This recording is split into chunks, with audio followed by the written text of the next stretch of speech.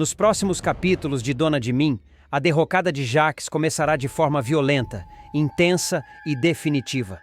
O homem que um dia se vangloriou de ser o mais temido e respeitado da Boaz, a tradicional fábrica de lingeries fundada por sua família, verá tudo desabar diante de seus olhos em uma espiral de raiva, ressentimento e culpa que culminará em uma cena explosiva. Depois de mais uma derrota para o sobrinho Samuel, Jacques perderá não apenas o poder, mas também o controle sobre si mesmo. Tudo começa quando o juiz decreta que Samuel voltará a ser o responsável legal pelo patrimônio de Rosa, sua avó. A decisão anula as manobras jurídicas de Jacques, que havia tomado a presidência da Boaz à força, acreditando ter se livrado do sobrinho definitivamente. Para ele, era questão de honra e de orgulho. Mas o retorno de Samuel ao comando será um golpe devastador. Ao receber a notícia, Jacques não consegue conter o ódio. O rosto endurece, o olhar se torna sombrio e o silêncio na sala de reuniões antecede a tempestade. Em um rompante, ele esmurra a mesa com força, derrubando pastas, copos e o notebook que usava para controlar as finanças da empresa. O som seco do vidro quebrando ecoa por toda a sala, fazendo os funcionários ao redor se entreolharem, atônitos. "Eles querem me humilhar! Todos vocês querem me ver no chão!" grita Jacques, atirando contra a parede o troféu que simbolizava os anos de sucesso da Boaz. Nem mesmo Davi e Ricardo, seus fiéis assessores, conseguem intervir. Ambos tentam acalmá-lo, pedindo que ele pare, mas Jacques já não escuta ninguém. Arranca os quadros da parede, chuta a estante, quebra o vidro do armário e destrói a própria mesa com um golpe de cadeira. Papéis voam, cacos se espalham, e o que antes era o escritório de um executivo poderoso transforma-se em um campo de guerra. Davi tenta se aproximar, mas é repelido por um empurrão violento. "Sai da minha frente! Todos vocês são ingratos! A Boaz é minha, era do meu pai, do meu irmão! Eu não vou deixar aquele moleque tomar o que é meu!" Urra Jacques com o rosto vermelho de ódio. Ricardo, em choque, observa a destruição. Ele sabe que o patrão está à beira de um colapso. Desde a morte de Abel, o irmão de Jacques e marido de Filipa, o empresário nunca mais fora o mesmo. O ressentimento, a inveja e a solidão o corroeram lentamente, até que restasse apenas a raiva. Raiva da família, de Rosa, de Samuel, de todos que o desafiaram. Quando os seguranças entram para contê-lo, Jacques já está ofegante, suado e com as mãos ensanguentadas por causa dos estilhaços. Ele grita, esperneia, ameaça processar todos, mas ninguém mais acredita em suas palavras. Davi, visivelmente abalado, assiste em silêncio enquanto o patrão é escoltado para fora do prédio. Samuel, do outro lado da cidade, recebe a notícia de que o tio finalmente foi afastado da empresa e suspira aliviado. Rosa, por sua vez, é informada por Filipa sobre o surto do filho. A matriarca sente o coração apertar. Apesar de todas as maldades de Jacques, ainda o ama. É seu sangue, seu primogênito. O menino que um dia sonhou em ser melhor do que o pai, mas acabou repetindo os mesmos erros. Horas depois, Jacques é visto em um bar decadente da Zona Sul, afundado entre garrafas de uísque e cinzeiros cheios. O terno está amassado, a gravata solta e o olhar perdido.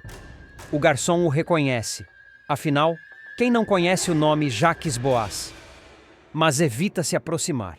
O empresário, outrora impecável e arrogante, agora é apenas um homem quebrado, afogado no próprio rancor.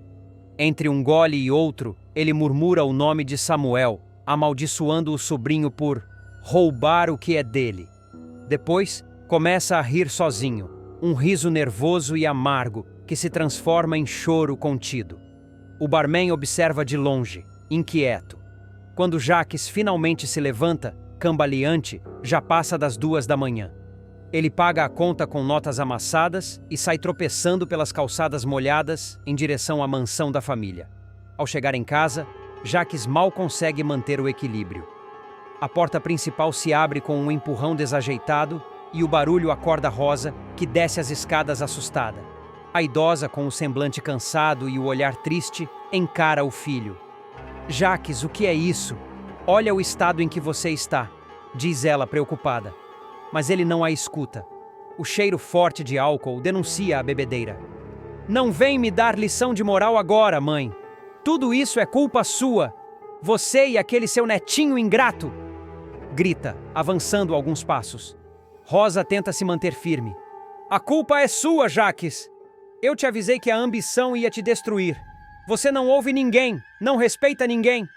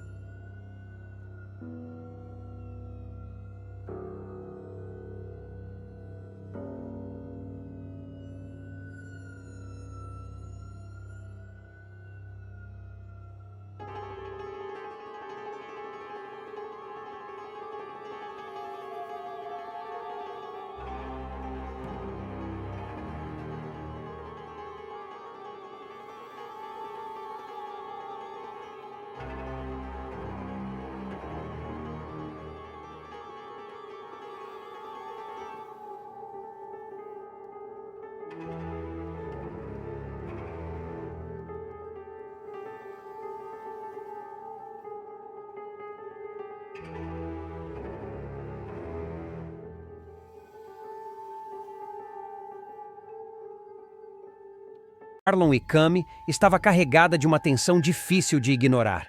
Depois de tantos momentos de aproximação e afastamento, Marlon finalmente decidiu abrir o jogo. Com a voz firme, mas o olhar vulnerável, ele pediu que Cami fosse sincera sobre seus sentimentos. Não queria mais viver na dúvida, nem se perder em suposições. Para ele, era hora de encarar a verdade, mesmo que doesse. Cami, tocada pela franqueza dele, se emocionou. As palavras de Marlon ressoaram fundo, justamente quando ela começava a se sensibilizar com as atitudes de Ryan, que vinha demonstrando intenções genuínas e surpreendentemente nobres. O coração dela, dividido, se via preso em um dilema delicado, entre a segurança que Marlon representava e o inesperado afeto despertado por Ryan. Enquanto isso, em outro ponto da trama, Peter não conseguia mais esconder o que sentia por Nina.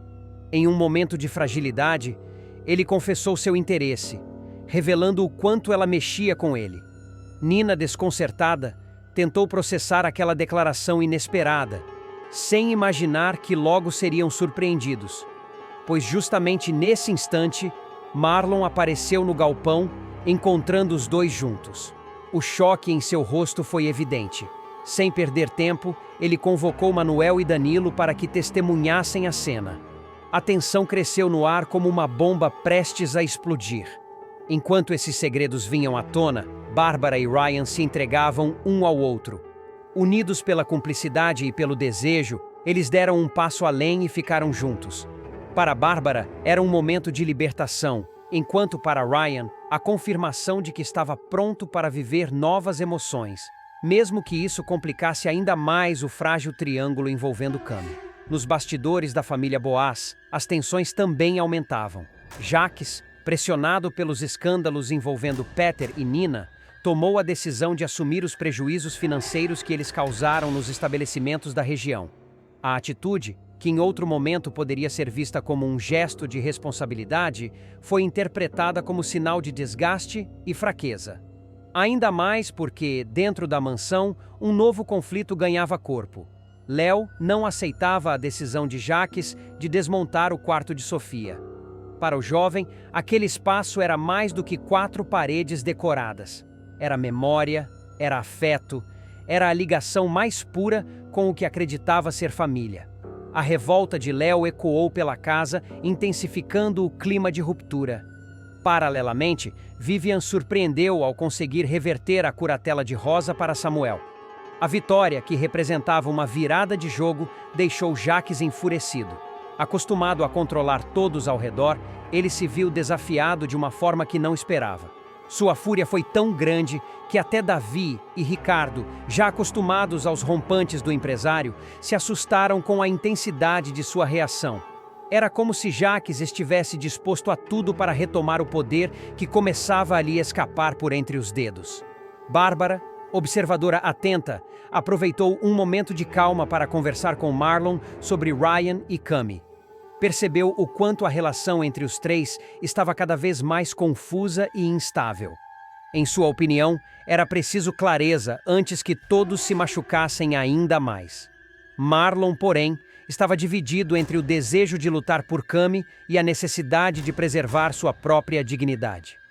No campo das investigações criminais, Valkyria deu um passo decisivo ao intimar Tânia para depor sobre o assassinato de Abel. O caso, que já movimentava a cidade, ganhou novos contornos com essa convocação. Muitos acreditavam que Tânia guardava segredos que poderiam mudar completamente os rumos da investigação. O clima de suspense aumentava, deixando claro que verdades sombrias ainda estavam por ser reveladas. Enquanto tudo isso acontecia, Samuel retomava com firmeza a presidência da Boas. Sua volta ao comando representava um marco. Era o momento de mostrar que estava pronto para enfrentar Jacques de igual para igual. A reviravolta trouxe esperança para alguns e desespero para outros, já que significava um enfraquecimento direto do domínio de Jacques sobre a família e os negócios. As peças no tabuleiro estavam em movimento constante. Os sentimentos de Marlon, Cami e Ryan formavam um triângulo delicado que ameaçava explodir a qualquer momento. Peter e Nina, agora expostos, corriam o risco de sofrer represálias. Bárbara se equilibrava entre a paixão e a lucidez, tentando aconselhar, mas também envolvida emocionalmente. Jacques, por sua vez, era um vulcão em erupção, incapaz de aceitar que o poder lhe fosse arrancado, seja pela ousadia de Vivian, pela rebeldia de Léo ou pela determinação de Samuel. O episódio deixou claro que ninguém estava a salvo. A cada decisão, um novo conflito surgia. A cada revelação, uma nova ameaça se formava. E no centro de tudo, o destino da família Boaz parecia pender entre a ruína e a redenção. A vida de Marlon está prestes a sofrer uma verdadeira reviravolta em Dona de Mim. O policial, conhecido por sua postura séria e pela dedicação ao trabalho, verá sua rotina desmoronar depois do fim do noivado com Cami. Em meio à dor, às dúvidas e às tentativas de seguir em frente, ele acabará envolvido em um turbilhão de emoções que culminará em uma cena intensa e inesperada ao lado de Bárbara, a lutadora que não mede esforços para conquistá-lo. Tudo começa com a crise em seu relacionamento com Cami. Após sobreviver a um trauma profundo, o crime brutal cometido por Ronaldo, a jovem passa a enxergar a vida e os sentimentos de outra maneira. Marlon, embora disposto a apoiá-la, vê-se cada vez mais distante da noiva. As divergências entre os dois se tornam insuportáveis, até que Cami pede um tempo para refletir. O gesto já deixa Marlon abalado, mas o golpe final vem dias depois. Em 8 de outubro, Cami decide encerrar o noivado de vez. Em uma cena carregada de emoção, ela devolve o anel que simbolizava o compromisso e confessa que não consegue seguir ao lado dele naquele momento. Marlon, arrasado, percebe ainda que Cami está se reaproximando de Ryan, o que intensifica sua dor e sensação de perda. Fragilizado, o policial tenta encontrar algum alívio nos treinos de kickboxing. O esporte, que sempre serviu como válvula de escape, torna-se uma forma de extravasar a frustração. É nesse ambiente, porém, que seu caminho cruza de forma mais intensa com o de Bárbara. A lutadora, destemida e provocadora, já havia demonstrado interesse por Marlon, mas agora enxerga a oportunidade perfeita para se aproximar. Determinada a seduzi-lo, Bárbara não hesita em ultrapassar limites. Em cenas previstas para irem ao ar a partir de 16 de outubro, ela surpreende Marlon de maneira ousada. Invade o banheiro enquanto ele toma banho, tranca a porta e se aproxima, com um olhar carregado de desejo. Marlon, pego de surpresa, tenta manter o controle e impõe uma barreira inicial, mas Bárbara insiste. Com palavras provocantes, ela sugere que ele abandone a polícia para se dedicar ao kickboxing e a ela, construindo uma nova vida longe dos problemas que enfrenta. O clima de tensão e sedução se intensifica. Bárbara se mostra determinada, quase desafiadora, ao testar a resistência do policial. Marlon, fragilizado pelo término com Cami e tomado por uma mistura de carência e desejo, não consegue resistir por muito tempo. O resultado é um beijo intenso e ardente, que explode como a liberação de toda a carga emocional que ele vinha guardando. A cena é carregada de paixão, com os dois se entregando ao momento sem pensar nas consequências. No entanto, logo depois, o peso da consciência recai sobre Marlon. Apesar da entrega, ele não está disposto a abrir mão de quem é. Faz questão de deixar claro que jamais abandonará a carreira policial, que é parte fundamental de sua identidade. Quando Bárbara insiste, pedindo que ele reconsidere e volte à carreira de lutador, ele reage com firmeza. O beijo pode ter abalado suas defesas, mas não apagou sua convicção. Em um gesto de controle e reafirmação de sua postura, Marlon pega a chave, abre a porta e pede que Bárbara vá embora. O tom de sua voz não é de desprezo, mas de determinação. Ele não permitirá que ela decida por ele ou interfira em seu caminho. Bárbara, embora contrariada, não se dá por vencida. Sai do banheiro, mas não esconde no olhar o fogo da obstinação. Para ela, o beijo não foi apenas um impulso passageiro. Foi o sinal de que conquistou um espaço no coração do policial. A partir desse episódio, a trama ganha novas camadas de complexidade. Marlon, dividido entre os resquícios de amor por Cami e a atração explosiva por Bárbara terá que lidar com os conflitos internos que o consomem. Bárbara, por sua vez, se torna uma presença ainda mais provocadora, pronta para usar seu charme e sua determinação para conquistá-lo de vez. E Cami, ao perceber a aproximação dos dois, pode se ver diante de uma realidade dolorosa, a de que, ao recuar, abriu espaço para que outra pessoa ocupasse o lugar que um dia foi seu. Essa reviravolta promete mexer não apenas com os personagens diretamente envolvidos, mas também com todos ao redor. O público acompanhará um jogo de emoções intensas, onde paixão, desejo, orgulho e lealdade se entrelaçam em um enredo de tirar o fôlego. O que parecia apenas uma crise amorosa se transforma em um novo ponto de virada para a história, mostrando que, em Dona de Mim, o coração sempre fala mais alto, ainda que isso traga consequências imprevisíveis.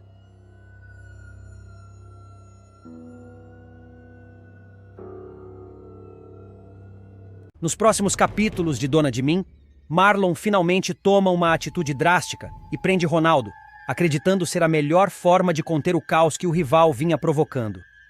A decisão, no entanto, não passa despercebida. Cami, indignada com a forma como tudo está acontecendo, pressiona Marlon a assumir outra postura. Para ela, não basta apenas neutralizar Ronaldo. É preciso garantir a segurança de Ryan e Dedé, que continuam vulneráveis. A jovem, firme em suas convicções, exige que Marlon se comprometa de verdade com essa proteção, deixando claro que não tolerará mais meias medidas. Enquanto isso, Léo enfrenta sua própria batalha. Ele tenta convencer Davi a adotar uma visão mais inclusiva para a campanha de lançamento de sua coleção. Determinado a transformar a moda em um espaço de representatividade, Léo defende que é hora de dar visibilidade a diferentes corpos, estilos e vozes. O embate de ideias mostra o choque de gerações e perspectivas dentro do universo criativo, mas também abre espaço para novas possibilidades. Cami, por sua vez, vive um momento de tensão emocional ao encarar suas diferenças com Marlon. O relacionamento dos dois parece cada vez mais atravessado por escolhas opostas e princípios em conflito. Apesar da aproximação em alguns momentos, a verdade é que a jovem não consegue ignorar as atitudes dele, que muitas vezes caminham contra os ideais que ela defende. Paralelamente, Ryan dá um passo importante em sua jornada pessoal. Ele devolve as armas à Vespa, em um gesto de ruptura com o passado, e aproveita para revelar uma descoberta alarmante. Fabiana instalou câmeras escondidas no salão. A notícia deixa todos em alerta, expondo a sensação de vigilância e manipulação que se instala no ambiente. Cansado da pressão e das constantes armadilhas, Ryan decide pedir demissão do salão, um movimento que surpreende a todos, mas que demonstra sua necessidade de encontrar liberdade e dignidade longe dali. Nesse cenário turbulento, Pam e Léo não deixam Cami sozinha. Eles oferecem apoio incondicional à jovem, reforçando a importância da amizade e da união em tempos de crise. Já Filipa, em um movimento arriscado, começa a se aproximar cada vez mais de Jaques, que aproveita a oportunidade para ampliar sua influência. As reviravoltas não param por aí. Jaques surge com um golpe certeiro. Anuncia que conseguiu interditar Rosa, um feito que mexe profundamente com a família e abala a confiança de todos. Ao mesmo tempo, Léo continua investindo em sua visão inovadora e convida Yara para ser modelo na campanha de sua coleção. O convite simboliza sua aposta em um futuro mais plural, diverso e ousado. Por fim, Jaques revela seu verdadeiro trunfo. Ele retomará o posto de presidente da Boaz. A declaração coloca novamente o vilão no centro do poder, prometendo um novo ciclo de conflitos e disputas. Entre traições, despedidas e alianças improváveis, os próximos capítulos mostram que ninguém está realmente a salvo no tabuleiro de jogos que se tornou a vida desses personagens. O destino de Ricardo tomará um rumo inesperado e aterrorizante em Dona de Mim. Tânia, já tomada pela instabilidade emocional, chegará ao limite de sua sanidade e protagonizará uma das cenas mais intensas da novela. A personagem, que até então oscilava entre a ambição e a amargura, terá uma virada sombria ao se ver diante da realidade de que perdeu de vez o controle de sua vida e das pessoas ao seu redor. A sequência começará logo após Tânia finalmente assinar os papéis do divórcio com Jaques. Em vez de sentir alívio por encerrar oficialmente esse capítulo turbulento, ela ficará ainda mais perturbada ao flagrar o ex-marido em clima de cumplicidade com Filipa. Para ela, aquele momento será a confirmação dolorosa de que não existe mais espaço na vida dele, e que Filipa, a mulher que tanto despreza, conseguiu ocupar o lugar que julgava ser seu por direito. A cena do encontro entre Jacques e Filipa será o estopim para uma explosão de ódio. A expressão de Tânia mudará radicalmente. Seus olhos marejados de lágrimas se transformarão em faíscas de fúria. A rejeição, somada à sua incapacidade de lidar com frustrações, fará com que um lado sombrio de sua personalidade venha à tona, mais forte e incontrolável do que nunca. Ricardo, que estava ao seu lado nesse momento de dor, será a vítima inesperada desse surto. O advogado, que se envolveu com Tânia justamente após o abandono dela por Jacques, sempre acreditou poder ser o porto seguro da mulher. Ele tentou oferecer carinho, compreensão e uma nova chance para que ela reconstruísse sua vida. Porém, não esperava que o rancor da ex-esposa de Jacques fosse tão profundo a ponto de se transformar em uma obsessão doentia. Ao perceber a intensidade da reação de Tânia diante da felicidade do ex com Filipa, Ricardo ficará incomodado, mas não suspeitará do que viria a seguir. Transtornada, Tânia levará Ricardo para um ambiente isolado, sob o pretexto de querer conversar. No entanto, quando o advogado menos esperar, ela o surpreenderá com um gesto inesperado. Com mãos firmes e olhar descontrolado, algemará Ricardo à cama. Atônito, ele tentará argumentar, acreditando que aquilo era apenas um impulso passageiro. Tânia, para com isso você está exagerando, dirá, tentando acalmá-la. Mas quanto mais ele suplicar, mais ela se mostrará dominada por um misto de raiva e desespero. Enquanto Ricardo se debate inutilmente, Tânia revelará, em frases desconexas, todo o turbilhão de emoções que a consome. Ela falará sobre a traição de Jacques, a substituição por Filipa e o vazio que sente dentro de si. Seu discurso será carregado de rancor e lágrimas, deixando claro que não consegue mais distinguir razão de delírio. Para ela, Ricardo não será mais o aliado de sempre, mas sim um inimigo em potencial, alguém que pode abandoná-la como todos os outros fizeram. O advogado, cada vez mais aflito, tentará se soltar das algemas, pedindo que ela recobre a consciência. Você não precisa fazer isso, eu estou aqui com você, insistirá. Mas essas palavras, em vez de acalmá-la, parecerão inflamar ainda mais o ódio contido de Tânia.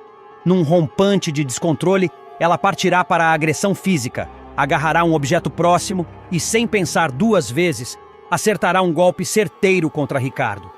O impacto será brutal. Ricardo, completamente indefeso, ficará desacordado, desfalecido sobre a cama. Tânia, ofegante, olhará para o corpo inerte dele com uma mistura de choque e satisfação. Por alguns segundos, o silêncio no ambiente será perturbador, como se o tempo tivesse parado. Em seus olhos, surgirá uma centelha de arrependimento, mas logo ela será engolida novamente pela escuridão de sua mente transtornada. Essa virada marcará uma nova fase na trajetória da personagem.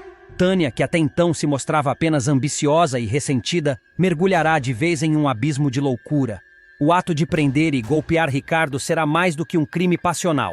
Será a materialização de sua perda total de controle sobre si mesma e sobre sua vida. O público verá, a partir dessa cena, o início da derrocada definitiva de Tânia. Se antes ela ainda podia ser vista como vítima das circunstâncias, agora passará a ser encarada como uma ameaça imprevisível. A novela mostrará com intensidade como a linha entre dor e obsessão pode ser tênue, e como alguém, ao se deixar consumir pelo ódio, pode se tornar irreconhecível até para quem a amava.